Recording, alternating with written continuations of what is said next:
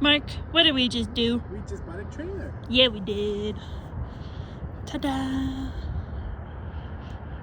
Ooh,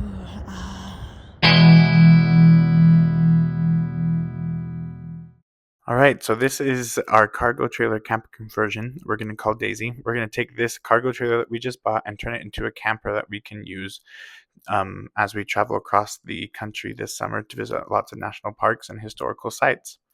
This footage is from the first day that we bought the camper.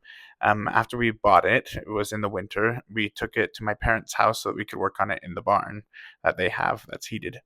So this footage is us taking out the metal trim that was first in the trailer, and then we continued on to take out all of the plywood walls.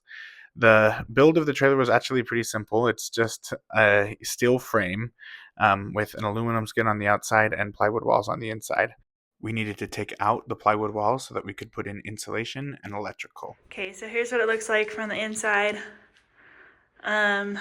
with everything pulled out. We had some trouble getting the vents off of the plywood, but it wasn't too bad. We had to take out the light and the light switch that were built in. So we had to figure out how to get that disconnected, but not too bad. We found out that the doors are already insulated, so we're not gonna mess with the integrity of them.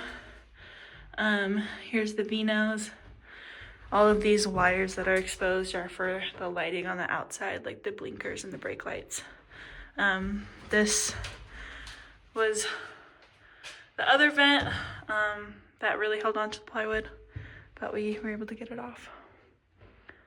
And those vents, what was hard about them was that these screws that hold in the vent from the outside were poking into the plywood and holding it up against the wall. So when we tried to pull it out, it didn't want to let go. So we had to kind of pull, which was scary for both of us because we didn't want to break the plywood. Yeah. But it came off and popped off of those screws pretty easy. Yeah.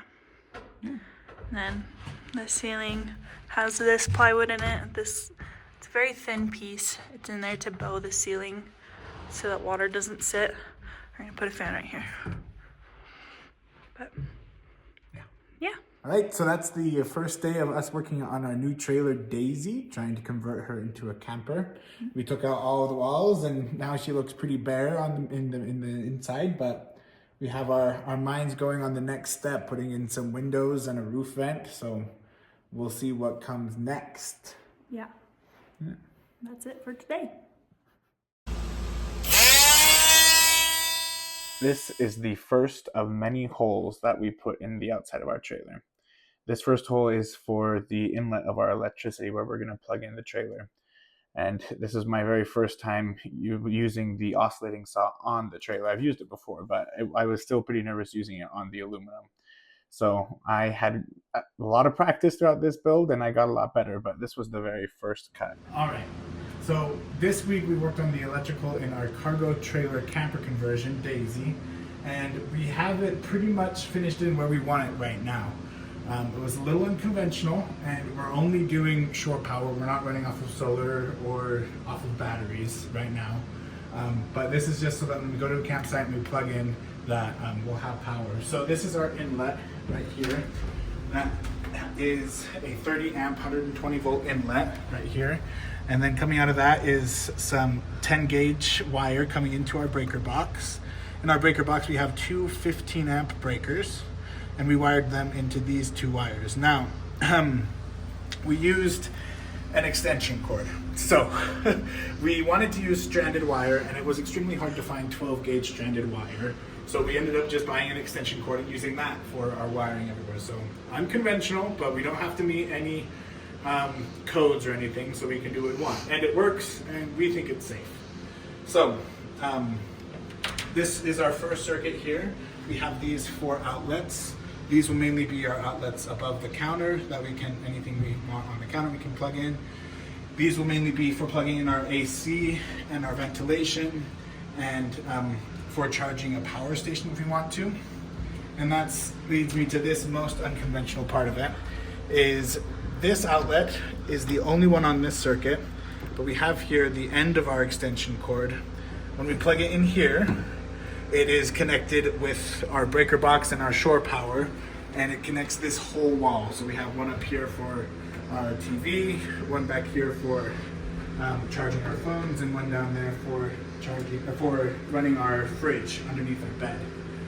So right now when it's plugged into this outlet, it's on this circuit and it is running off of the shore power right there. But if there's any reason that we don't have shore power, we decided that the most important things to power would be our phones, our fridge, and then if we get bored, maybe our TV. And our fan that we're going to put up here is going to eventually be plugged into that one. So we can take this this extension cord and plug it into a power station without shore power. So that way we can be off grid a little bit and just use those 3 outlets.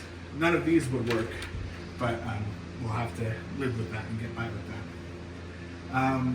As far as challenges of putting this together, we had Max, my brother, who worked for an electrician for quite a few years. He helped us wire in all of these outlets.